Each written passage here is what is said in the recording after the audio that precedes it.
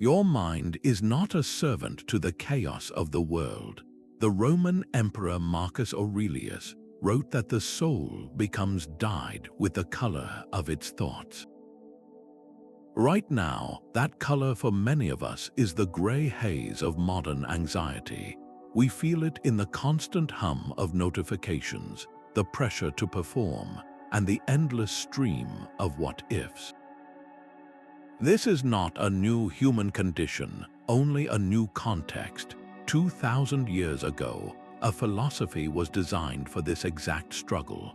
Stoicism offers not an escape from life's challenges, but a radical change in our relationship to them.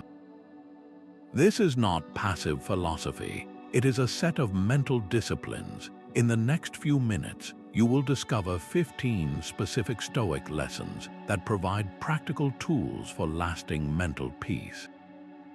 We will explore how to fortify your mind against external events and why the very things you fear could become your greatest teachers. What single thought causes you the most unease today? What if most of your anxiety comes from trying to control the uncontrollable? This single question lies at the very heart of the first and most fundamental Stoic lesson, the dichotomy of control.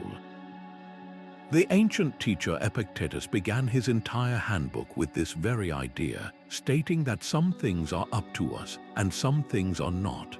Our opinions, our impulses, our desires, and our aversions are within our power.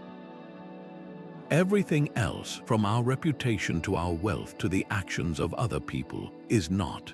Anxiety is not born from external events themselves, but from our desperate attempt to command them. We exhaust ourselves trying to force a specific outcome at work, to manage another person's perception of us, or to ensure that a plan unfolds without a single hitch. We are fighting a battle on a battlefield we can never own. Your true sphere of power is shockingly small, yet infinitely potent. It is your faculty of choice, your proherses. This is your capacity to judge what is happening, to assent to reality, and to choose your own actions and responses. Think about a job interview. You cannot control whether the interviewer likes you, who the other candidates are, or the final decision. You can, however, control your preparation, the effort you put into your answers, and the attitude you carry into the room. Investing your mental energy in the uncontrollable outcome guarantees anxiety. Investing it in your own preparation cultivates confidence and peace, regardless of the result. So take a moment and bring to mind 3 things causing you unease right now. Now mentally sort them. Is this something within my control, my judgment, my effort, or my action? Or is this an external event, another person's choice, or a future outcome I cannot command? Merely performing this act of sorting begins to dismantle the architecture of your anxiety, returning your power to where it has always resided, within you. The Stoics believed that the very thing causing you anxiety could be the best thing that ever happened to you. This is the radical heart of the second lesson, Amor Fati, a Latin phrase that means a love of one's fate. It is the decision to not merely accept what occurs, but to embrace it wholeheartedly, to see every obstacle, every setback, and every piece of misfortune as necessary fuel for your own transformation. The philosopher Friedrich Nietzsche, who later championed this idea, captured it perfectly when he wrote that his formula for human greatness is Amor Fati, to want nothing to be different, not in the future, not in the past, not for all eternity. This is not passive resignation. It is an active, ongoing choice to preemptively reframe every event in your life as something that serves you. Marcus Aurelius constantly reminded himself of this, writing in his private journal that the impediment to action advances action, and that what stands in the way becomes the way. He trained himself to look for the benefit in every occurrence, to ask not why is this happening to me, but what is this making of me. Epictetus taught that to follow the will of nature, which is the rational order of the universe, means to welcome every single thing that happens as if you had chosen it yourself. A powerful historical example is the Roman statesman Seneca, who was exiled to the barren island of Corsica by the Emperor Claudius. This was a profound personal and political tragedy, a sentence that could have broken him. Instead, Seneca used his years in exile to write some of his most profound philosophical letters and essays. He turned his isolation into a period of immense intellectual and spiritual productivity, later writing that the man who has anticipated the coming of troubles takes away their power when they arrive. He did not just endure his fate, he loved it for the clarity and depth it forced upon him. Think of a recent setback in your own life, a rejection, a failure, an unexpected difficulty. Now take a moment and challenge yourself to identify 3 potential gifts hidden within it. Perhaps that rejection freed you for a better opportunity you could not yet see. Perhaps that failure taught you a crucial lesson that success would have never revealed. Perhaps the difficulty forged in you a resilience you did not know you possessed. This is the alchemy of Amor Fati, turning the lead of misfortune into the gold of character. What if deliberately thinking about your worst fears could actually make you fearless? This is the startling promise of the 3rd Stoic lesson, the Premeditation of Evils. Far from being a morbid exercise in pessimism, Premeditatio Malorum is a disciplined practice of mental inoculation.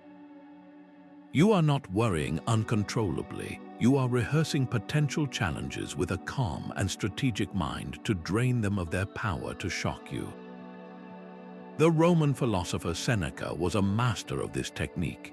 In his letters, he describes how he would regularly set aside time to anticipate poverty, exile, and illness.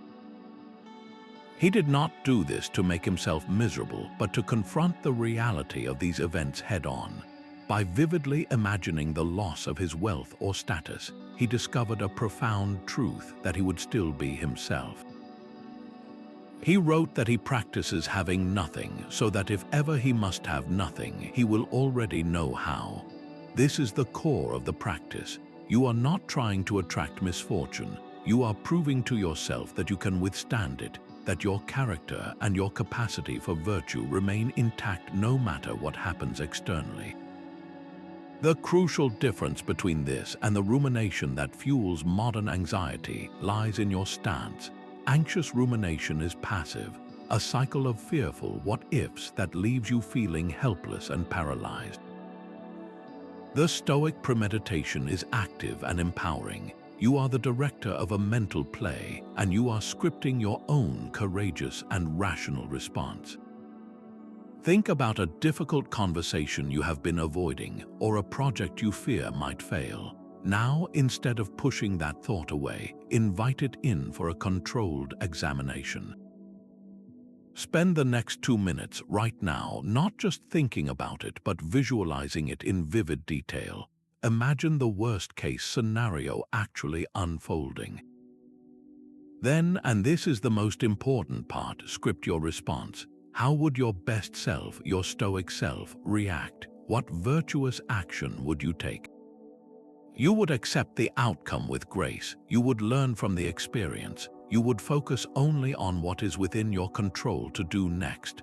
By doing this, you are not preparing for a breakdown. You are building an unshakable foundation of resilience. The feared event loses its fangs because you have already faced it in your mind and discovered that you are still standing. Take a moment to imagine looking down on your life from the edge of the solar system. From that impossible distance, the Earth is just a pale blue dot, a single speck of dust suspended in a sunbeam. All of human history, every triumph and every tragedy, has unfolded on that tiny point of light. This is the essence of the 4th Stoic lesson, the view from above, a powerful mental exercise designed to shatter the illusion that our daily anxieties are of cosmic importance. Marcus Aurelius constantly practiced this shift in perspective. reminding himself in his private writings to frequently take a view of the whole, to see how all things are being resolved into the universal substance and how quickly all are swallowed up by time. He would mentally rise above the Senate floor, above the city of Rome, and observe the brief, fleeting nature of every human life and every human concern. This is not about dismissing your feelings, but about contextualizing them. That stressful email, that awkward social interaction, that looming deadline, when viewed against the backdrop of a vast and ancient cosmos, loses its overwhelming weight. You begin to see the shared human journey, the billions of other souls navigating their own tiny struggles on that same pale dot. The practice reveals a profound truth that our greatest sources of worry are often the most temporary and insignificant in the long flow of time. Try applying this the next time a wave of anxiety crashes over you. When you feel your heart race over a critical comment or a minor failure, pause and perform the exercise. Zoom out from your desk, from your room, from your city. See the continent turn below you, then the whole blue and white marble of the planet hanging in the void. Hold that image in your mind for just 10 seconds. The problem has not vanished, but its scale has been irrevocably corrected. It is now a small part of a much larger, more beautiful, and more orderly whole. Think back to a worry that consumed you 1 year ago or 5 years ago. Can you even recall the details without effort? That project you were sure would fail, that person's opinion you were certain you needed, that minor crisis that felt like the end of the world. From your current vantage point, its true insignificance is clear. This is the evidence that your present anxieties are also temporary visitors, not permanent realities. The view from above grants you the one thing anxiety tries to steal, the spaciousness of perspective, allowing you to return to your life with a calmer mind and a lighter heart. The Stoics kept a skull on their desk. Here's why you should, metaphorically, do the same.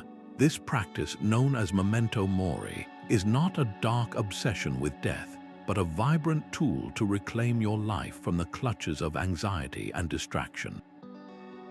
It is the fifth and perhaps most clarifying Stoic lesson, a conscious remembrance of your own mortality designed to strip away all that is vain, petty, and unimportant. Marcus Aurelius wrote in his Meditations that you could leave life right now, and let that determine what you do and say and think. He was not being grim, he was installing a mental filter of immense power, a way to instantly distinguish between what truly deserves your energy and what is merely noise. When you internalize the fact that your time is finite and could end at any moment, the anxiety of someday evaporates. You stop postponing your life, waiting for the perfect conditions to begin living with purpose, to express love, to do meaningful work. The meditation on death is the ultimate cure for procrastination of the soul. Consider how you typically spend an afternoon when you feel you have an infinite number of days ahead. You might scroll through endless feeds, engage in trivial gossip, or worry about opinions that will not matter in a week, let alone a lifetime. Now, imagine you knew for certain that today was your last. How would your priorities shift in an instant? That difficult conversation you have been avoiding would suddenly feel urgent and necessary. The gratitude you feel for loved ones would be expressed immediately, not saved for later. The project you have been too afraid to start would suddenly seem like the only thing worth doing. The fear of embarrassment or failure would pale in comparison to the regret of inaction. Take out a piece of paper or just pause for a moment in your mind and write down what you would do differently today if you knew it was your final day. Be brutally honest. Would you spend 1 more hour at the office, or would you go for a walk with someone you love? Would you refresh your social media notifications, or would you finally write that first paragraph, make that phone call, or simply sit in quiet appreciation of being alive? Now look at that list and ask yourself a single, piercing question. What is stopping you from living even a fraction of that more authentic, urgent life right now? The obstacles are almost always illusions, fears of what others might think, or a misplaced sense that there is always more time.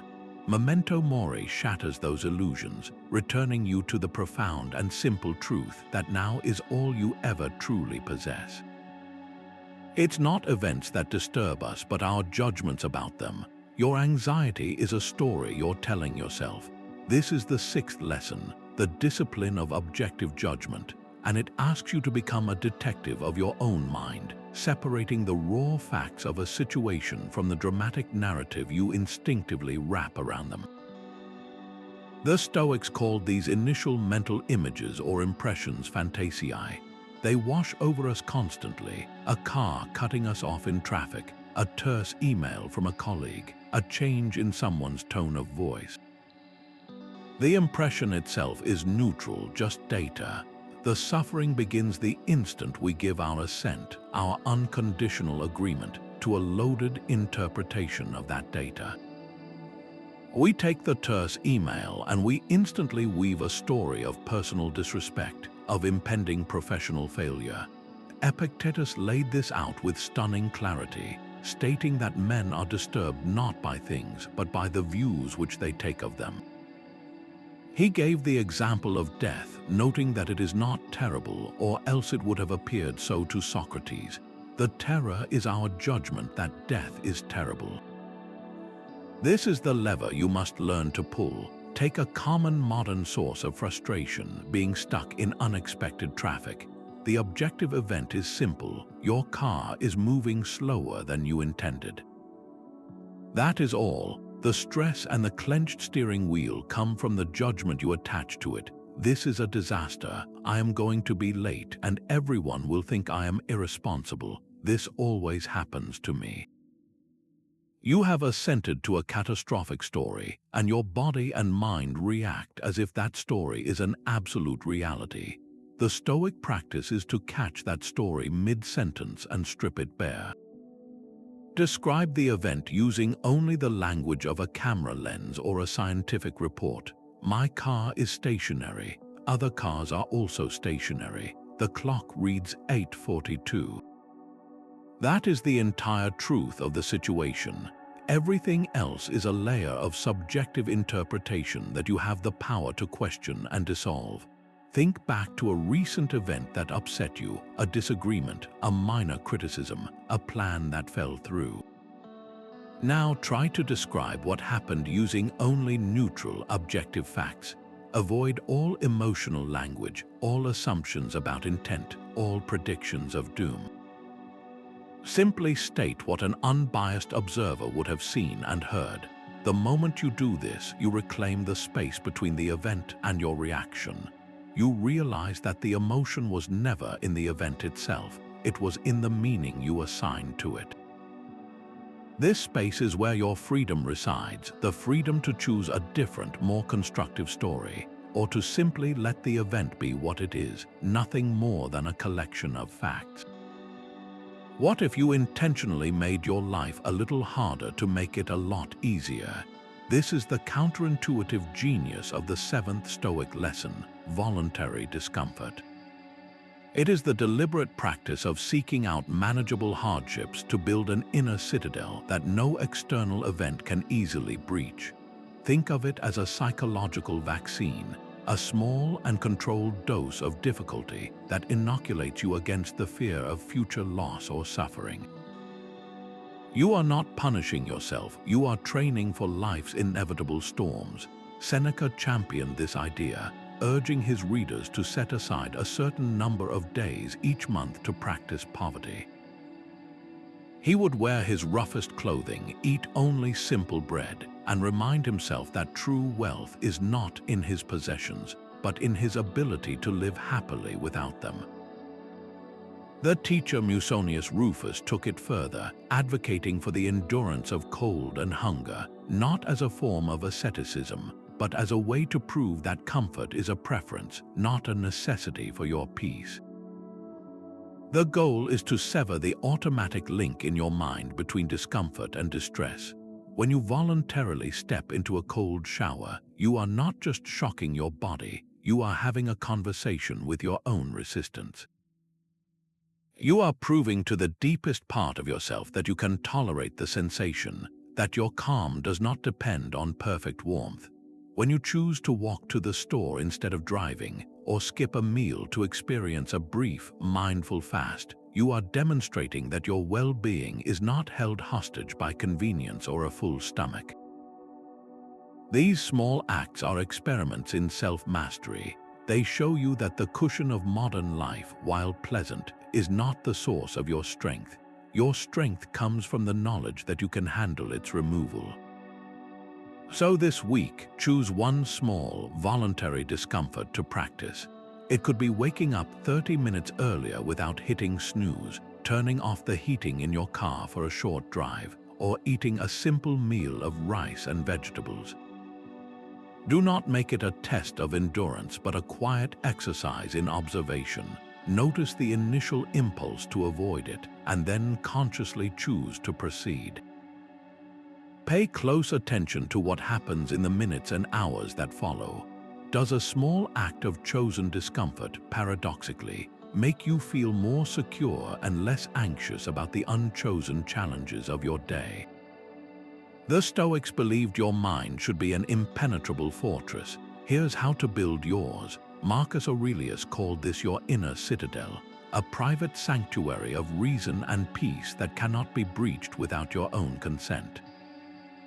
External events, from harsh words to professional setbacks, are merely like armies laying siege to your walls. They shout and threaten from the outside, but they hold no real power. The only way they can enter and cause chaos is if you, the guardian, willingly lower the drawbridge through a poor judgment or a fearful reaction. Your sovereignty over your inner world is absolute.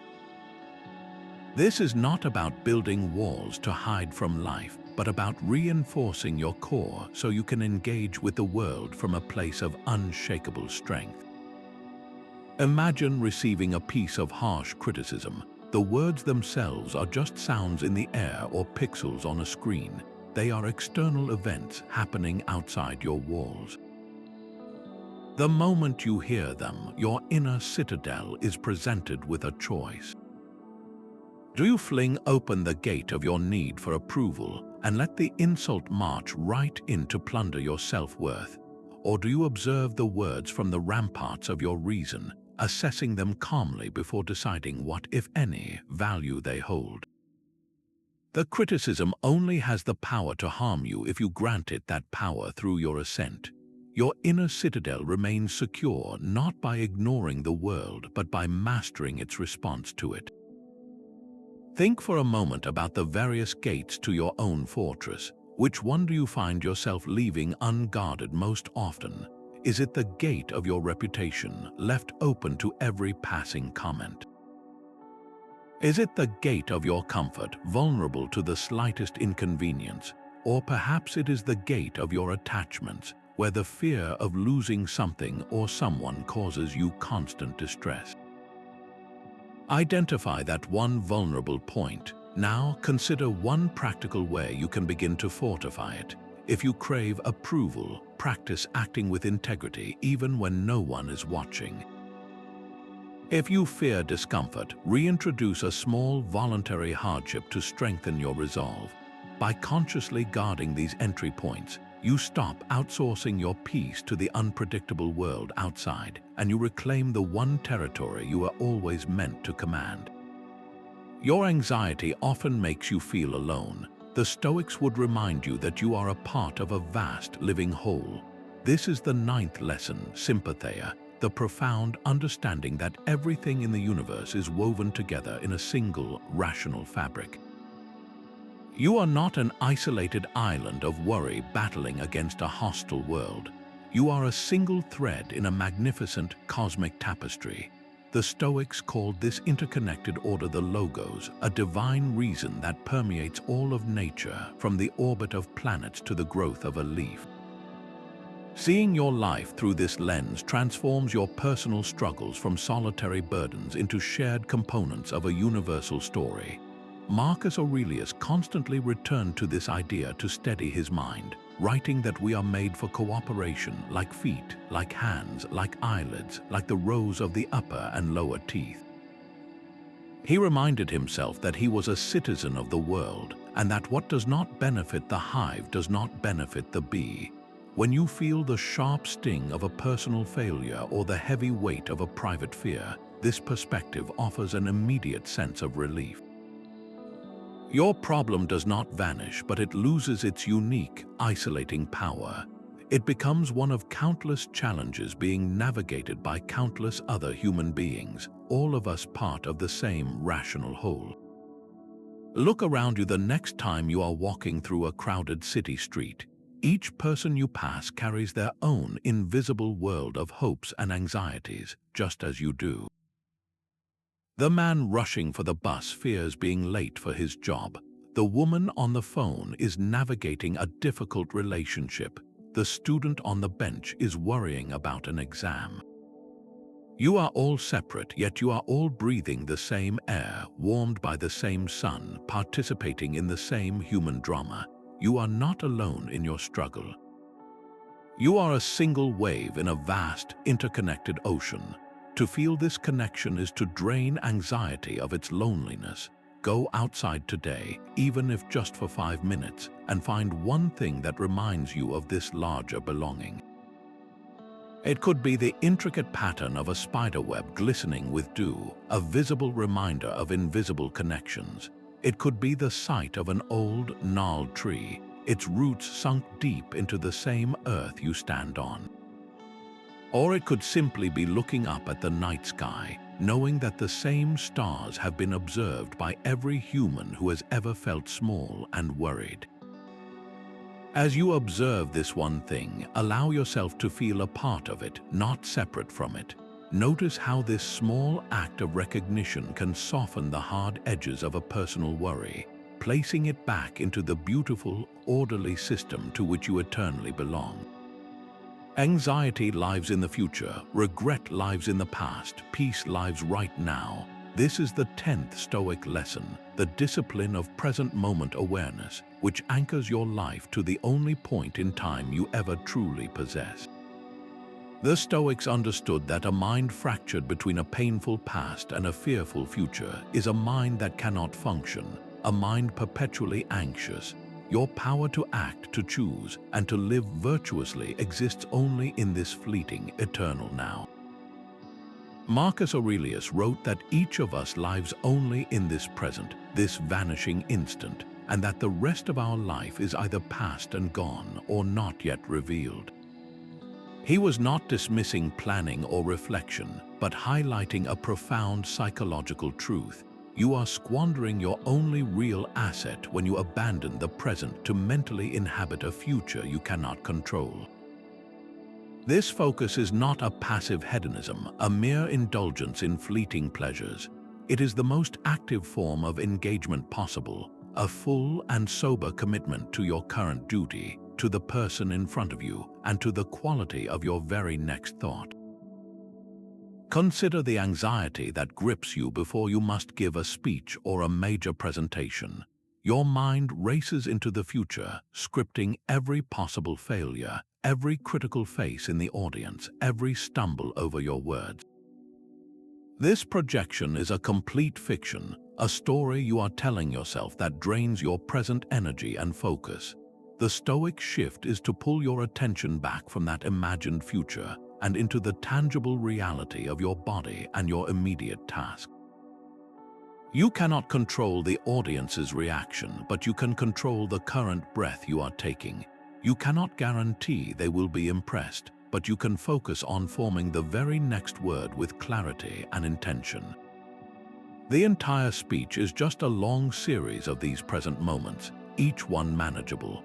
The anxiety simply cannot survive when your attention is fully occupied with the single, simple act of breathing in and breathing out. Let's try a brief exercise together. For the next minute, set everything else aside. Close your eyes if you feel comfortable doing so. Bring your full attention to the physical sensation of your breath. Feel the air moving in through your nostrils, filling your lungs, and then flowing back out. Do not try to change it, just observe it. Now, expand your awareness to include the sounds around you, not labeling them as good or bad, just registering them as neutral information. Notice the feeling of your body in the chair, the weight of your clothes on your skin. For this 1 minute, you are not worrying about a problem from yesterday, and you are not planning for a meeting tomorrow. You are here fully in the present. What did you notice in that space of pure sensory awareness? The chatter of anxiety was likely absent. It had no room to operate because you were not in the future, you were here. This is the quiet center the Stoics sought, the unshakable now from which all wise action flows. Fighting reality is like trying to swim upstream in a powerful river. You exhaust yourself against a current you cannot possibly defeat. The 11th Stoic lesson, the Art of Acquiescence, is about turning to float with that current, yielding to what is necessary and unavoidable with intelligent cooperation. This is not a passive surrender or a weak resignation. It is an active, wise acceptance of the facts as they are, so you can stop wasting energy on futile resistance and begin responding with clarity and effectiveness. Epictetus taught that we must make the best use of what is in our power and take the rest as it naturally happens. He urged his students to accept every event as if they had prayed for it, because it comes from the same source of all things, the rational and interconnected universe. Marcus Aurelius echoed this, reminding himself to love the fate the gods have spun for you, for what could more fittingly suit your needs. When you stop arguing with reality, you align yourself with a power far greater than your own limited will. Consider the common frustration of a cancelled flight. The person who fights reality rages at the airline staff, curses their luck, and mentally replays all the ways this should not be happening. They are swimming upstream, exhausting themselves in a battle they have already lost. The person practicing Stoic acquiescence takes a deep breath and accepts the objective fact, my flight is cancelled. This is what is. From that point of acceptance, their energy is freed to ask the only useful question: what constructive action can I take now? They can rebook their ticket, find a hotel, use the unexpected time to read or call a friend. They have turned to float with the current, and in doing so, they navigate the situation with a peace and efficiency that is impossible for the person still fighting the river. Think of one situation in your own life that you are currently resisting. It might be a difficult family dynamic, a health issue, or a professional disappointment. For a moment, stop trying to change it or wish it away. Instead, practice the simple, powerful phrase, "This is what is." Then, gently shift your focus to the next question, "How can I work with it?" This shift does not mean you approve of the situation, only that you are choosing to stop being its enemy. You are moving from a stance of opposition to one of engagement, and in that movement, you reclaim your power to act wisely from a place of calm. Is your anxiety a warning that you desire something outside of your control? This question leads us to the 12th Stoic lesson, the crucial practice of limiting desires. The Stoics observed that our inner turmoil is rarely about what we truly need, and almost always about what we endlessly want. Anxiety is the fever of a mind attached to outcomes it cannot guarantee, from social status and wealth to the perfect behavior of other people. True freedom, they argued, is found not in acquiring more, but in wanting less, and in wanting only what is virtuous and necessary for a life lived in accordance with nature and reason. The teacher Epictetus offered a stark definition of a philosopher as a person whose reason is never defeated by desire. He saw the unchecked craving for externals as a form of self-inflicted slavery, where your happiness is chained to 1,000 things you do not own. Seneca explored this from another angle, writing about the hidden burdens of wealth. He noted that increasing one's possessions only increases the avenues for anxiety, as you now have more to manage, more to protect, and more to potentially lose.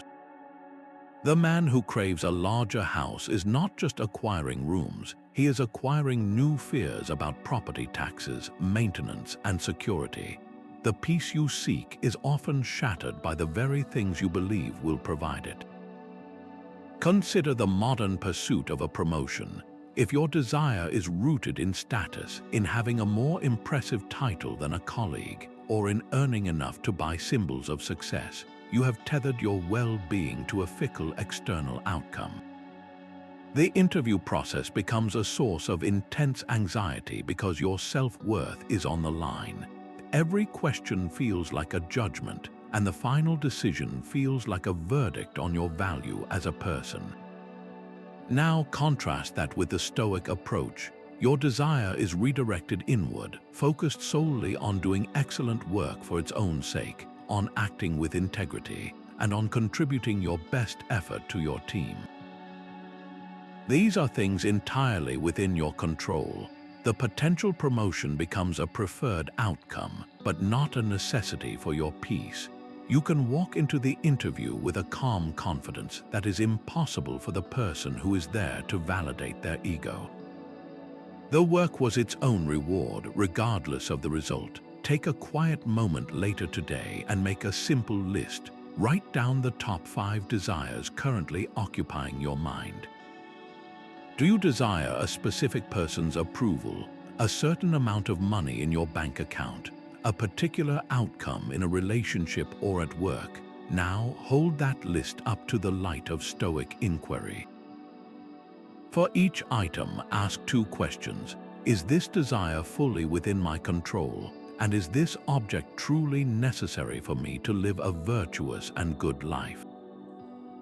You may find that most of your anxiety is generated by desires that fail both of these tests, wanting things you cannot command and do not truly need. The path to contentment is not the fulfillment of every want, but the careful curation of what you are willing to want in the first place. What if the cure for your personal anxiety was to stop thinking about yourself? This is the surprising pivot of the 13th Stoic lesson, the discipline of action, which directs our energy outward toward the common welfare. When you are consumed by your own worries, your world shrinks to a tiny, suffocating room. Every minor problem appears magnified, and your mind echoes with your own fears. The Stoics prescribed a radical treatment: step outside that room and into the service of others. This is not merely altruism, it is a profound psychological strategy rooted in the Stoic concept of oikeiosis, our natural affinity and duty toward all rational beings. We are social creatures designed for cooperation, and our deepest sense of purpose is fulfilled not in self-preservation, but in contribution. Marcus Aurelius, the most powerful man in the world, constantly drilled this into his own mind. He wrote, "What brings no benefit to the hive brings none to the bee." And in another passage, "You have been formed as a part of the whole. You will vanish into what produced you, or rather you will be gathered up into its generative reason by a process of change." He saw his immense responsibilities not as a burden, but as his fundamental reason for being, his path to a meaningful life. The philosopher Hierocles illustrated this with his famous image of concentric circles. He said we should imagine ourselves at the center of a series of rings. The first circle is our own mind and body, the next is our immediate family, then our extended family, then our local community, our country, and finally all of humanity. Our task, he taught, is to continually draw the outer circles inward, to treat the stranger as a neighbor and the neighbor as family, expanding our sense of care until our concern for the common good becomes as natural as our concern for ourselves. Now consider a practical example. You are at work, anxiously ruminating about a difficult conversation you need to have with a family member later that evening. The worry is a low hum in the background of your day, sapping your focus and tightening your chest. Then, a colleague mentions they are overwhelmed by a project deadline. You make a conscious choice. You set your own worry aside for 30 minutes and offer your help. You listen, you brainstorm, you take on a small piece of their task. In that half hour, something remarkable happens. Your anxiety about your personal problem fades into the background. It did not disappear, but it lost its urgency and its power over you. By directing your action toward the benefit of another, you broke the obsessive cycle of self-focused thought. You were reminded that you are capable, helpful, and connected to something larger than your own private concerns. This week, give yourself a direct assignment in social duty. Perform one small, completely anonymous act of kindness. It could be paying for the coffee of the person behind you in line, leaving an encouraging note in a public place, or donating a small amount to a cause without telling anyone. The anonymity is crucial as it removes any possibility of external reward or recognition. The entire benefit is for you in the quiet shift it creates within your own mind. After you do it, simply observe the subtle but real sense of peace that follows, the gentle reminder that your capacity to act for the common good is always available and always an antidote to the noise of self. Your mind is like a browser with multiple tabs open. Stoicism teaches you how to close the tab labeled anxiety. This is the 14th lesson, cognitive distancing, a powerful practice that reveals you are not your thoughts. You are the conscious space in which thoughts arise and pass away like clouds moving across the sky. The Stoics called this our faculty of judgment, our inherent ability to withhold our assent from the chaotic stream of mental impressions.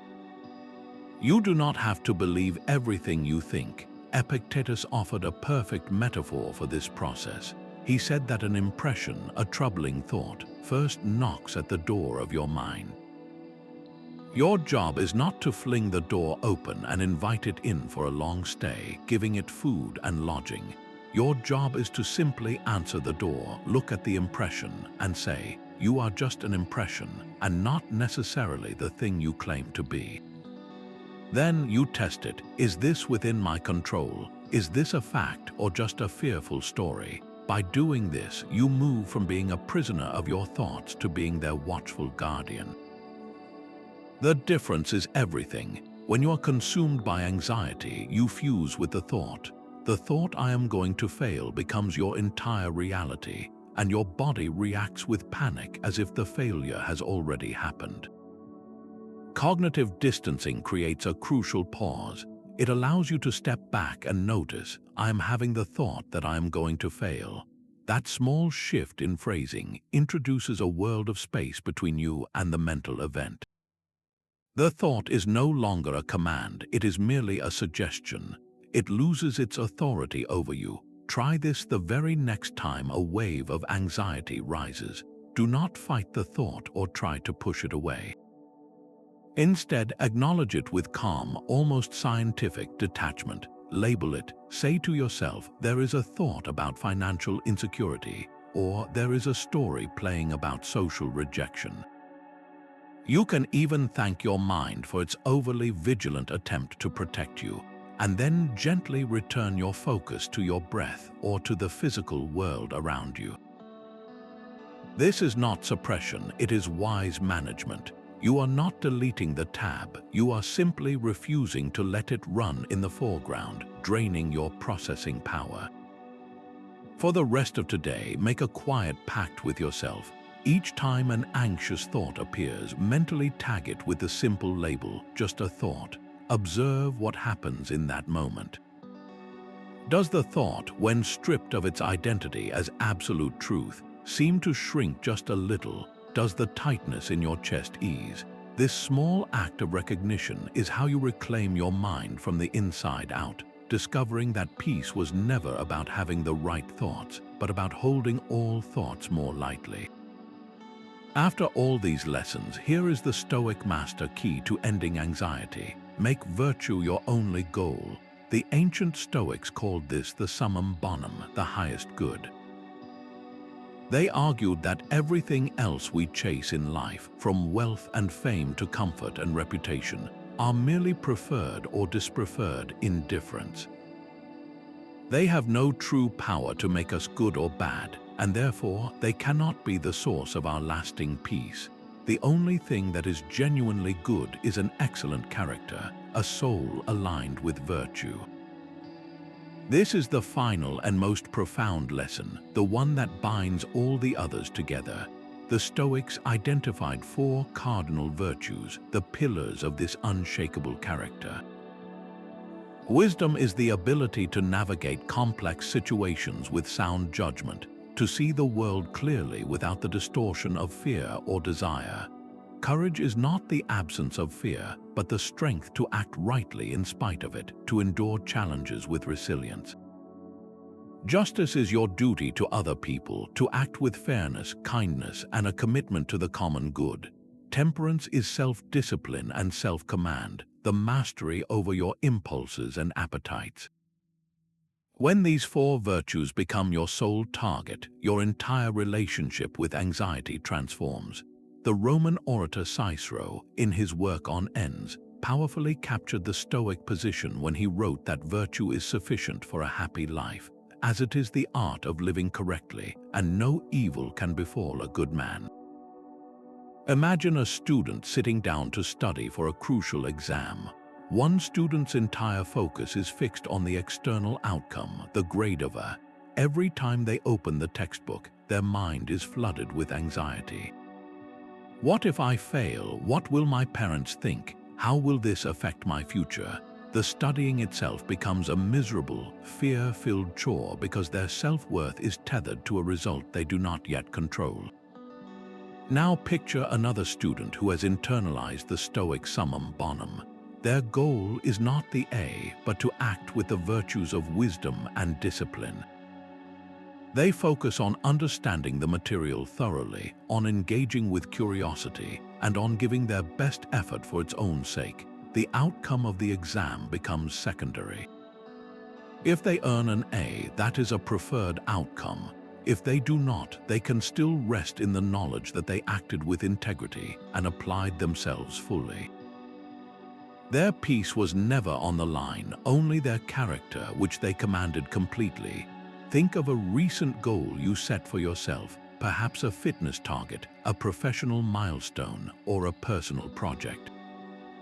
How much of your mental energy was consumed by anxiety over the result? Now, reconsider that same goal through the lens of virtue. What if your only true aim was to act with courage during the difficult moments, with discipline on the days you felt like quitting, and with justice toward anyone else involved in your pursuit? The external outcome loses its terrifying weight. You realize that success or failure in the world's eyes cannot touch the one thing that truly matters, the quality of your own soul. This is the ultimate freedom Stoicism offers, the freedom to live in a world of uncertainty without being made uncertain yourself, because your good is held securely within. The Stoics ended their day with a simple practice that systematically dismantled anxiety. It takes 5 minutes. This is the 16th lesson, the daily review, a quiet ritual of self-examination that turns each day into a stepping stone toward an unshakable mind. Seneca described his own nightly routine in his work on anger, where he explained how he would sit in judgment of his own soul. He would ask himself 3 piercing questions, not to punish himself, but to build self-awareness and progressive mastery over his reactions. What bad habit did I cure today? What fault did I resist? In what particular way am I improved? This is not about cataloging failures, but about recognizing moments of choice and celebrating the small, steady victories of a life lived with intention. Imagine a modern day filled with potential triggers for anxiety. You woke up to a stressful email that set your heart racing, and your first impulse was to fire off a defensive reply. Later, a colleague took credit for your idea in a meeting, and you felt a surge of anger and resentment. On the drive home, you found yourself ruminating over a critical comment, your mind spiraling into stories of professional failure. Now picture your 5-minute Stoic review that evening. You sit quietly and ask Seneca's first question. What bad habit did I cure? You recall that email. While you felt the initial rush to react, you paused. You closed the laptop and took 3 deep breaths instead of typing a reply. You cured the habit of impulsive, emotionally charged communication. Next, what fault did I resist? When your colleague presented your idea as their own, you felt the fault of vengefulness and bitterness rise up. You resisted it. You chose not to interrupt and cause a public scene, and you later made a private note to address the issue calmly tomorrow, focusing on the work itself rather than on scoring points. Finally, in What Am I Improved Today, you improved in the application of the discipline of assent. You caught several anxious impressions, those initial judgments, and you questioned them before letting them dictate your mood. You are a little wiser, a little more resilient than you were yesterday morning. This practice builds a powerful feedback loop. It transforms abstract philosophy into lived experience, showing you exactly where your training is holding strong and where it needs reinforcement. Tonight, before you go to sleep, try this for yourself. Take a notebook or just a few moments of quiet reflection. Ask yourself Seneca's 3 questions and write down your honest answers. You are not looking for grand, life-changing revelations, only for the subtle shifts in your daily choices. This small act of evening accounting is how you close the books on the day's chaos and prepare your mind for a peaceful night and a more capable tomorrow. Modern anxiety is not a force you must escape, but a teacher you must learn to face with a fortified mind. These 15 lessons are not separate tricks, but a single, interlocking system for reclaiming your inner world. The journey begins and ends with the profound simplicity of the dichotomy of control, drawing a clear line between your own judgments and actions and the vast ocean of external events you cannot command. From this foundation, Amor Fati teaches you to embrace every twist of fate as necessary fuel, while the ultimate focus on virtue ensures your self-worth is built on the unshakable ground of your own character, not the shifting sands of worldly success. This is the architecture of a soul at peace. The Stoic teacher Epictetus, who began his life as a slave, understood this freedom better than anyone. He concluded that the prize for these efforts is the only one that truly matters, stating, "He is free who lives as he wishes to live, who is neither subject to compulsion, nor to hindrance, nor to force, whose movements to action are not impeded, whose desires attain their purpose, and who does not fall into that which he would avoid." This is the freedom Stoicism offers, a freedom that no external circumstance can ever take from you. This path is not a quick fix, but a lifelong practice of returning to these principles each day through the evening review and the morning resolve. It is the gradual cultivation of a mind that no longer trembles before the chaos of the modern world. If this journey has resonated with you, consider subscribing for more guides to practical philosophy. And share in the comments below which one of these 15 lessons struck a chord with you today. Your story could be the very thing that helps another person find their own way toward peace.